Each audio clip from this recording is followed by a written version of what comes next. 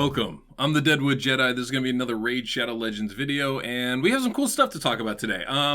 First off, there's a little bit of PSA. If you guys don't know, we have a really cool event coming up on Monday, and this is something every single one of you is going to want to get onto. But we all know Dragon Dungeon is the best dungeon to farm, simply because it has speed sets in it, and as we all know, the most important thing that you need on your champion is speed. Number one, by far. In fact, so much so that I often recommend that you farm the campaign just to get some speed set stuff. But it's going to be a double rate event for that. So there's going to be a tournament going on. It's going to be twice the rate to get those speed sets from Dragon. And I think this is the opportunity for every single one of us to spend all of our energy, all of our gems, just farming the heck out of Dragon, because there is nothing more important than speed, and you get a couple of really good speed pieces and it can be account changing. It can change your fortunes in arena because all of a sudden you're going faster now. This is an opportunity for those of us that don't buy gear, and I'm one of those people, to really try and make up that difference between us and the whales that do, because you're able to get that gear faster, the speed gear, which is so important, especially in arena, but in all areas of the game. It can really be account changing. I think this event can be. It's the first time I've seen this or said that, but I think this is one of those few events that can be account changing if you have enough resources and can spend them on it. So if you have any left, save them, use them for this tournament. It's going to be crucial, guys. And the other thing I want to talk about, and I want to go into that a little bit more depth. That's what this video is going to be about. I'm going to be talking about the different stages, what to farm, what the rewards are for it, and why Dragon's so great. But one thing I want to get into before that, I have a GameOn video down below showing my Dragon run. And I'm going to talk a little bit about the things you're going to want to bring into to make sure your Dragon runs are successful. But what I want to talk about is I'm going to be putting together a little bit of a contest for you guys. So I have the ability to give away some gems every month. So I want to do that this month. And what we're going to do is going to be a GameOn contest. I figured this is a way to, usually I give these away on stream, but I figured this would be an alternate way to include the community and provide a little bit of fun. So what I want you guys to do is I want you to GameOn clip your best, favorite, whatever kind of Dragon run that you guys do. And I think what we're going to do is we're going to do this for each of the different dungeons. So we're going to do this for Dragon, we're going to do it for Ice Golem, we're going to do it for Fire Knight, we're going to do it for Spider. And I'll have videos coming out later this week for each one of those different dungeons. But what I want you guys to do is record your favorite run. Doesn't have to be the fastest, doesn't have to be the best. Maybe you want to use all rares or all epics, or maybe you want to just do something that's completely weak affinity for it. Anything that you find kind of fun, or maybe there's just one champion that you really like to see in it and you want to highlight that. But all you want to do is clip that video, and then you're going to want to use one of these hashtags over here, DWJ, and then the different dungeons. So DWJIG for Ice Golem, DWJFK for Fire Knight, DWJ Spider, DWJ Dragon. Any of those, put that in with the appropriate video. And then also I need in the description of the video, or the comment of it, whichever one, I don't remember how they do that, but I think in the description, I'm going to need your Discord name. If you put your Discord name in there, then I'll contact you over Discord, and then I can give you your gems if you win. But yeah, that's what I'm going to need. I'm going to need all that, your Discord name, including the number, or if you're in my Discord, it shouldn't matter. But I'll need those things, and then I'll go ahead and give some gems to the teams that I think are the best. Depending on how many results we get, how many people participate, I'll be giving at least 2 winners per dungeon. But I don't care what stage you guys are on. I really don't. You guys could be doing stage 1. You could be doing stage 25. Doesn't matter to me. I just want to see something kind of fun and interesting. So show that to me. Use some champions that you're not used to, or just show me a really great fast run. I think that would be impressive too. But whatever it is you guys have, I'll choose some different winners for that. It should be a lot of fun. I get like 10 winners to give out to. So I'm going to try and mix it up and choose some teams that I think are really cool. So that's what I want you guys to do. Make sure to put your Discord name, right, with the number, and also I'll put put the appropriate hashtag with the right dungeon there, and we do that, and we'll get some winners. I think this will be a fun thing, so I'm excited to see what you guys do. In addition to that, I want to talk about these Dragon runs. So this is a crucial tournament. I want to kind of break down a little bit what stage you're going to want to farm and why. So if we go here in the Dragon, you guys know that this is the best dungeon to farm. And the reason why, there are 9 different sets in here. I count 8 of them as being useful. 8 of them. Over half are really useful, but at least 8 of them are useful in different parts of this game. I mean, we can talk about accuracy and how crucial that is for every stage of this game. You can't land your debuffs if you don't have the accuracy to do this. So this is a really good set, especially early game. Speed, of course, we need speed for everything. It doesn't matter how hard your champion can hit. If they don't get the opportunity to hit, it doesn't matter, and that's what speed comes in. So every champion, every level of the game, you need speed. This is the best set in this game.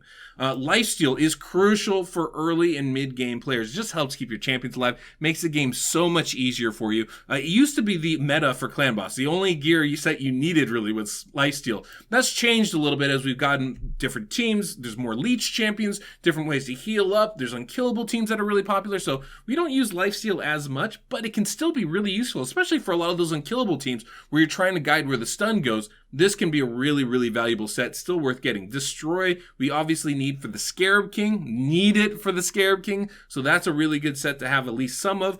Toxic, we don't use it a lot, but occasionally for certain Clan Boss teams, this can be a really useful set to add a little bit more damage. Frost set is super good in Arena. I used to have my Angar in Arena. With a Provoke champion, it's really, really nice. I love watching them hit him and then get frozen. It's really good. So that's definitely something you want to keep an eye on. Daze set is the one set that I think is pretty useless.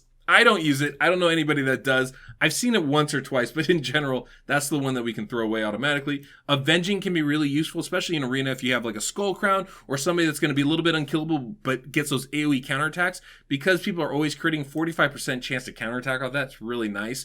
Definitely good. And then Stalwart is the creme de la creme of Clan Boss gear. It prevents damage on AoE attacks. It's so valuable, guys, especially for endgame traditional comps. It is crucial. So everything in here is, except for basically Daze set, has some kind of use in this game. Some more than others, absolutely, but it's all useful. But the thing is, we got these new stages to Dragon 20 for Dragon. We got 20 to 21 to 25 just got added, but they all cost more energy. They have better drop rates. It's what is it that we want to use, especially for a tournament like this.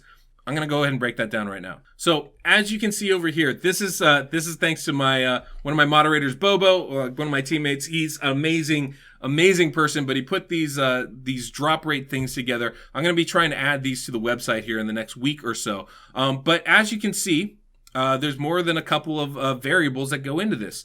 So for all the stages, doesn't matter. You're going to get 99.5% of the time, you're going to get an artifact, and the rest of the time, you're going to get an ancient shard. Fine. The things that we want to look at are rarity and rank, right? 5 versus 6 star, and rare versus epic versus legendary. And as you can see here on stage 20, we have a 73% chance of getting a 5 star, 27% chance of getting a 6 star piece. When we go all the way up to stage 25, that drops to a 68% chance of getting a 5 star and a 32% chance of getting a 6 star piece. These numbers change 1% at a time for the different stages. So the difference between stage 20 and stage 25 is not that big. I think we need to keep that in mind. And what this really going to come into is stage 24. Stage 24 is known as the stage to farm now. It's the best chance to get the quality gear that you want to get if you're at that kind of end game level here. But the energy cost goes up for all of these. So stage 25 costs, you can see down here towards the bottom, energy costs. It's 16 for stage 20, but it's 18 for stage 24, 20 for stage 25. The energy to reward ratio on stage 25 isn't worth farming. Just is not worth farming at any part of this game. The only reason why I would consider that is if you are a super end game whale, where you only need legendary and epic pieces, you only need the top gear, and you don't care about the cost. Energy isn't an issue, gems aren't an issue. Then, and only then, is that maybe worth it.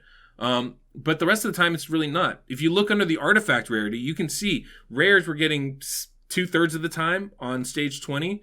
When we go up to stage 24, it's 57.5%, and stage 25 is 55%.